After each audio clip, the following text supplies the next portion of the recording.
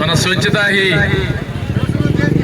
కార్యక్రమంలో భాగంగా మన కేంద్ర రాష్ట్ర ప్రభుత్వాలు ఇక్కడ నరేంద్ర మోడీ గారు పుట్టినరోజు సందర్భంగా అలాగే మన చంద్రబాబు నాయుడు గారు నరేంద్ర మోడీ గారు కలిపి తీసుకున్నటువంటి ఈ కార్యక్రమంలో ప్రతి ఒక్కరూ తన వంతు బాధ్యత పోషించాలని ప్రతి గ్రామం కూడా ఇది మా ఊరు, ఇది నా ఊరు, నా గ్రామము, నా పంచాయతీ స్వచ్ఛంగా ఉండాలి, ఎక్కడ కూడా డర్టీగా లేకుండా, ఎక్కడ ఏ రకమైనటువంటి ఆరోగ్య సమస్యలు అనారోగ్య సమస్యలు రాకుండా ఉండేటట్లు కాలువలు కానీ, చెత్త కానీ, ప్లాస్టిక్ వాడకం కానీ ఇవన్నీ తగ్గించి ప్రతి ఒక్కరూ తన బాధ్యతగా స్వీకరించాలని ఒక పిలుపునిచ్చి ఉన్నారు.